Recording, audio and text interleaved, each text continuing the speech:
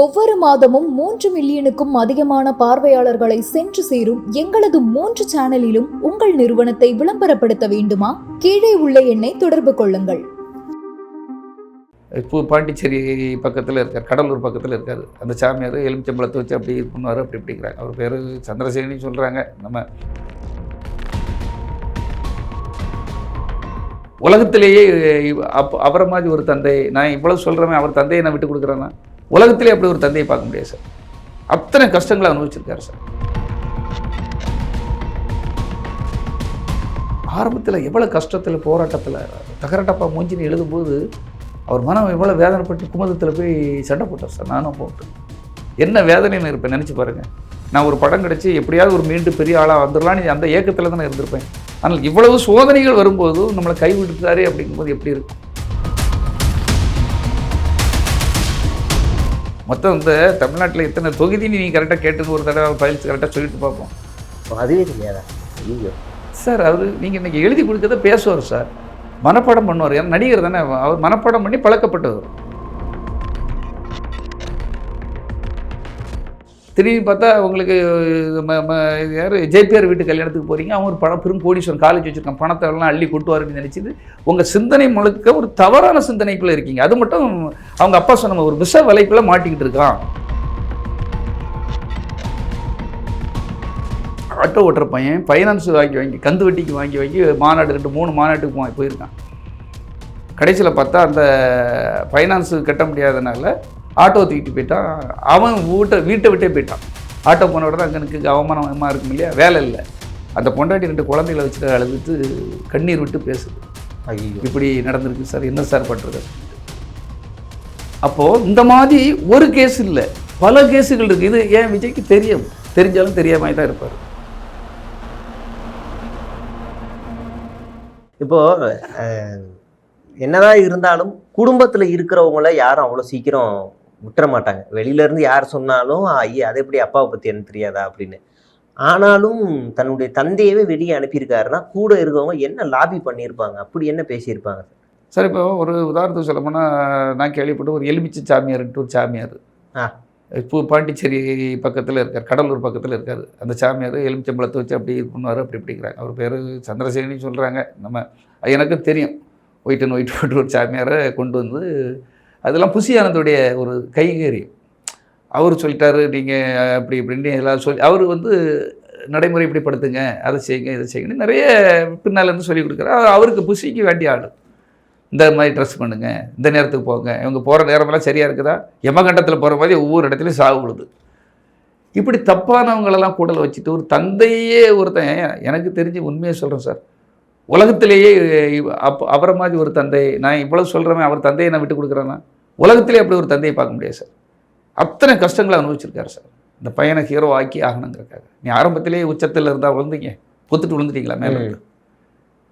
ஆரம்பத்தில் எவ்வளோ கஷ்டத்தில் போராட்டத்தில் தகரட்டப்பா மூஞ்சின்னு எழுதும்போது அவர் மனம் எவ்வளோ வேதனைப்பட்டு குமுதத்தில் போய் சண்டை போட்டார் சார். நானும் போட்டு அப்போ தன் பையனை எப்படியாவது வளர்க்குறங்க சொத்தை விற்கிறாரு. விஜயகாந்த்கிட்ட போய் சார் ஒரு பெரிய ஹீரோவை போட்டு நம்ம அப்படி ஒரு சப்போர்ட்டிங், நாங்கள்லாம் இப்போ ஒரு பின்னால் இருந்து ஒரு வேலை பார்க்குற சாணக்கியன்கள் மாதிரி கூட இருக்கோம்.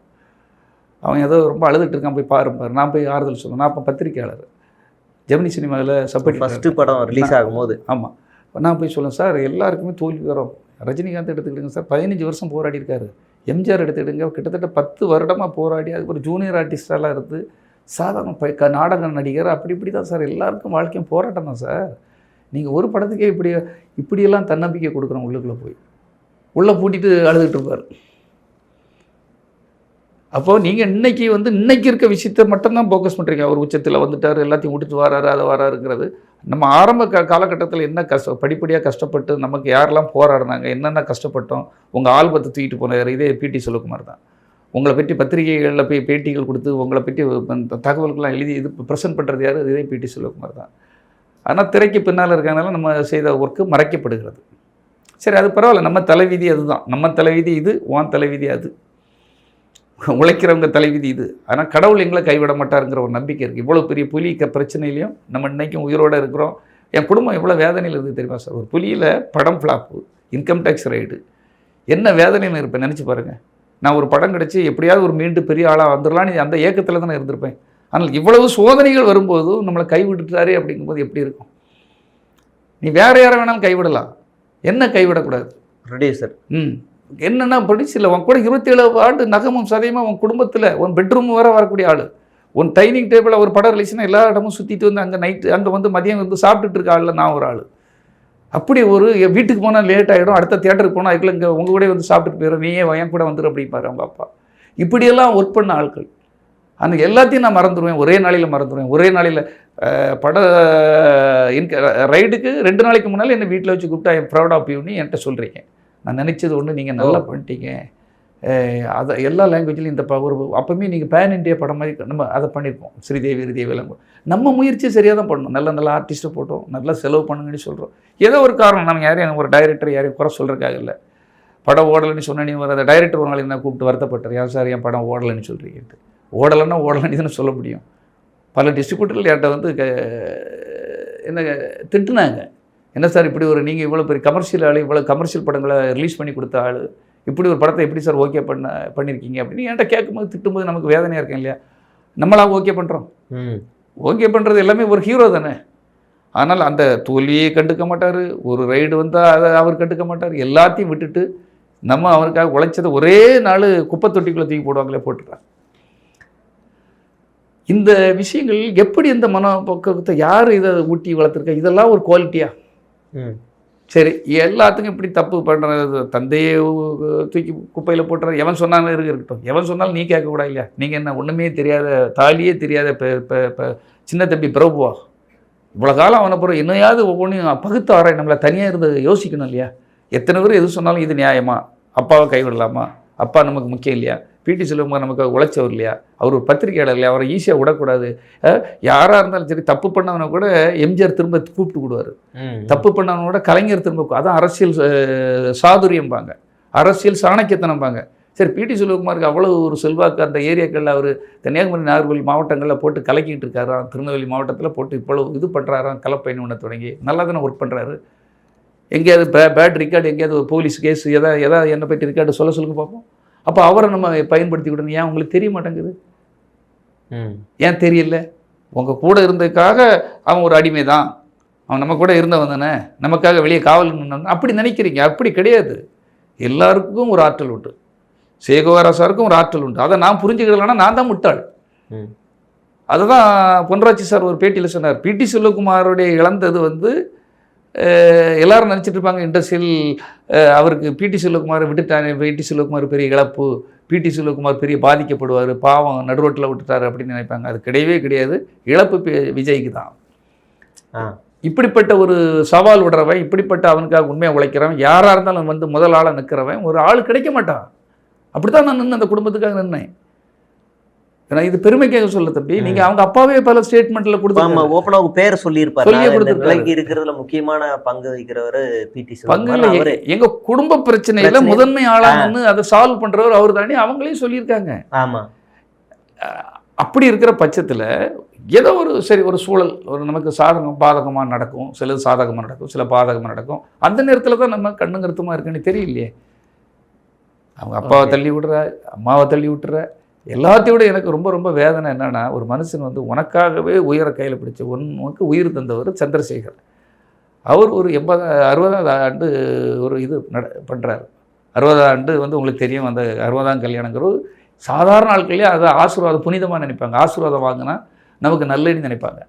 அந்த மனுஷன் தனியாக இருந்து ஒரு அனாதையாக இருந்து திருவடைந்தூராக ஏதோ ஒரு ஊர்.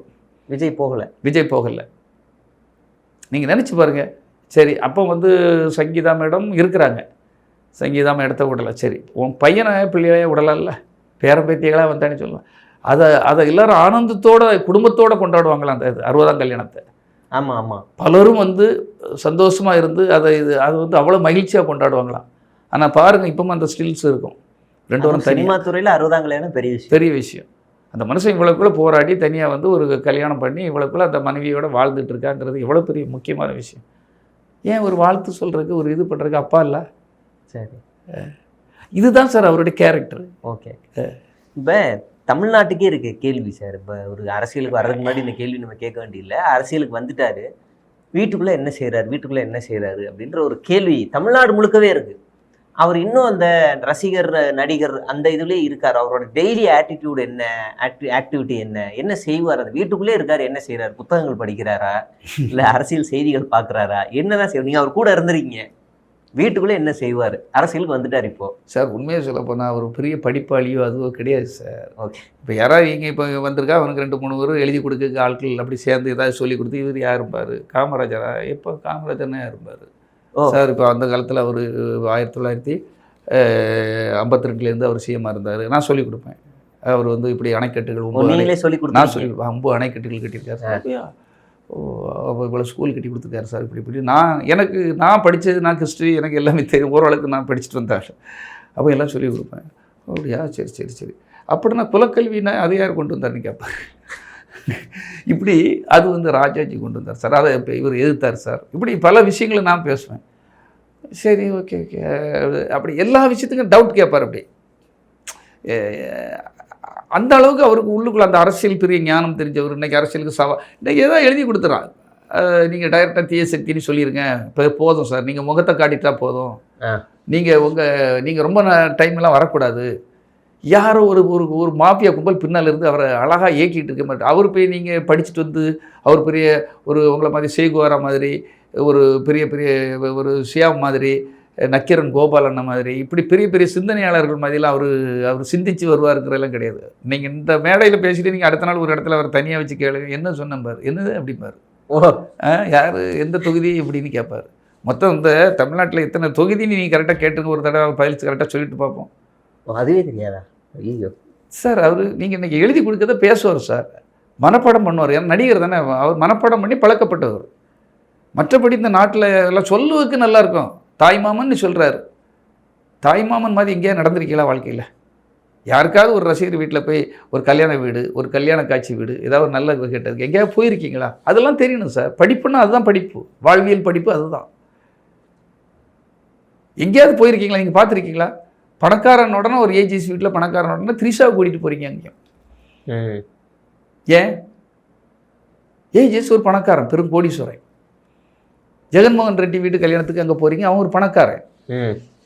திரும்பி பார்த்தா உங்களுக்கு யார் ஜேபிஆர் வீட்டு கல்யாணத்துக்கு போகிறீங்க, அவன் ஒரு பெரும் கோடீஸ்வரன், காலேஜ் வச்சுருக்கான், பணத்தை எல்லாம் அள்ளி கொட்டுவாருன்னு நினச்சிது உங்கள் சிந்தனை முழுக்க ஒரு தவறான சிந்தனைக்குள்ளே இருக்கீங்க. அது மட்டும் அவங்க அப்பா சொன்ன ஒரு விஷ வலைக்குள்ளே மாட்டிக்கிட்டு இருக்கான். விஷ வலையை உடைக்கணும் சார். நீங்கள் நல்லா சுத்தமாக, நல்லா பரிசுத்தமாக, நல்லா அடித்து ஓடணும்னா கெட்ட இதெல்லாம் தூக்கிடணும். அவருக்கு எப்போ எம்ஜிஆர் வந்து ஏழை சாதாரண ஆட்கள் திறமையாளர், அந்த பையன் பார்த்துட்டு இருக்க திறமையான அவனை பிடிச்சி தூக்கிடுவார். அவ்வளவு சிந்தனையாளர் அவர். இப்போ பேசுகிறீங்களா சார்? எஸ்ஐசிட்ட பேசிகிட்டு இருக்கீங்களா? ஆமாம், அவர்கிட்ட பேசுவேன். நல்லா அப்பா அவரு ஆறுதல் கூறுறாரா? இல்லை ஆறுதல் கூறுக்க நம்ம இனி என்ன சார், நம்ம ஒரு டயரிங்க அது அவரை பற்றி நம்ம பேசுகிறோம். இவ்வளோ நாளும் நான் இடையில இந்த 2 மாதமாக தான் பேச ஆரம்பிச்சிருக்கேன். பேசுகிறேன், இதுக்கு மேலேயும் நம்ம வெயிட் பண்ணிகிட்டு இருக்க முடியாது சார். நான் வந்து ஒரு கட்சியில் என்ன வந்து பெரிய கட்சியில் எனக்கு ஒரு வாய்ப்பு தரும்போது அந்த கட்சிக்கு விசுவாசமாக தான் நான் இருக்கணும். ஆமாம், அந்த கட்சிக்கு விசுவாசமாக இருக்கு. நீ என் கட்சி தலைவனை பற்றி நீ தாக்கி பேசும்போது நான் சும்மா பார்த்துட்டு இருக்க முடியாது. இப்போ எனக்கு கட்சி தலைவர் யாருன்னா மாண்புமிகு முதலமைச்சர் மு.க. ஸ்டாலின் அவர்கள் தான். நீ அவங்க கட்சியோ அவங்க சித்தாந்தத்தையும் நீங்கள் தாக்கி ஏதாவது பேசும்போது நான் கண்டிப்பாக பேசுவேன். சரி, ஏன்னா நான் அவருக்கு தான் விசுவாசம். இதுவரை உங்களுக்கு விசுவாசமாக இருந்தேன் உங்கள்கிட்ட வேலை பார்க்கும்போது. இப்போ நான் இந்த கட்சியில் இருக்கேன், அவருக்கு தான் நான் விசுவாசமாக இருப்பேன். எப்போவுமே என் வார்த்தையில் தவறுதலே இருக்காது. நான் உங்களை தாக்கி தான் பேசுவேன். நீங்கள் செய்த தப்புகளை தான் மட்டும்தான் சொல்லுவேன். நீ ரவிராஜாவுக்கு தப்பு பண்ணால் ரவிராஜாவுக்கு தப்பு பண்ணியிருக்காருன்னு நான் சொல்ல தான் செய்வேன். இதை நம்பி இன்னும் ரசிகர்கள் அவரை நம்பி வந்துடாதீங்க, அவரை நம்பிக்கை பணத்தை செலவு பண்ணிடாதீங்க. பணத்தை செலவு பண்ணிங்கன்னா உங்களுடைய நேரம் வேஸ்ட்டு, உங்கள் குடும்பத்தை கவனிக்க தவறிடுவீங்க. 3வது விஷயம், பணத்தை இழந்துருவீங்க, நடு ரோட்டில் நிற்பீங்க. நீங்கள் நடு ரோட்டில் நின்னா நம்ம தலைவர் அன்னைக்கு சொன்னார்ல, தாய்மாமன் சொன்னேன்னா அன்னைக்கு அப்படி சொன்னார்னு சொல்லி வந்தீங்களா, பச்சை மட்டை அடி தான் நீங்கள் வாங்கணும். அங்கே போய் உங்களை விட மாட்டான், உள்ளே அந்த இது சேர்க்க மாட்டாங்க. பணமும் இழந்து அவமானத்தை சந்தித்து வரணும்னு மட்டும் தெரிஞ்சால் மட்டும் நீங்கள் வாங்க அவர் கூட. பணத்தையும் இழந்து குடும்பத்தை இழந்து எல்லாத்தையும் இழந்து அவர் செய்வார். நம்ம தாய்மாமன் அன்னைக்கு சொன்னால, நீ நானும் வேறு எல்லாம் அண்ணன் தம்பிடா நீ பாட்டில் பாடுவார். எவனோ எழுதி கொடுத்து அது டான்ஸ் பண்ணிட்டு போயிடுவார். அது சினிமா. அதை நம்பி நீ எனக்கு அண்ணன் தம்பி நீ அன்னைக்கு பாட்டில் சொன்னீங்களா சார்னா, பச்சை மட்டை அடி இருக்கு இல்லையா, அது வாங்கியிருக்காங்க. அதனால தான் சொல்கிறேன். ஒரு தடவை பச்சை மட்டை அடி வெளியே கூட்டம் வந்ததுக்கு அடி கொடுத்துருக்காங்க. அப்படியா? ஆமாம். அதனால் அவர் அதை செய்வார் இதை செய்வார் தாய்மாமன் சீர்வரிசை பண்ணுவாருன்னு நீங்கள் நினச்சா அது ஒரு பகல் கனவு. ஏன்னா கூட இருந்தவங்களுக்கே செய்யாதவர் யாருக்கு செய்வார்? அந்த செல்வங்கிற பையன் ஓப்பனாக சொன்னாம் இல்லையா, அவன் தானே கூட இருந்தவன். யாரா சரிப்பா எங்கேயாவது ஒரு இடத்துல கூட இருந்தவங்களுக்கெல்லாம் அதை செய்யிருக்காரு இதை செய்யிருக்காரு எங்கேயாவது சொல்லிட்டு பார்ப்போம். இப்போ நான் இருந்தேன், எனக்கு தெரியாதா? எனக்கு தான் தெரியும். 27 வருஷம் எனக்கு தெரிஞ்சல. அவருடைய அக்கு வேறு ஆடு வேறு எல்லா இதுவும் பல ரகசியங்களும் இன்னும் வச்சு உள்ளக்குள்ளே வச்சுட்டு இருக்கேன்.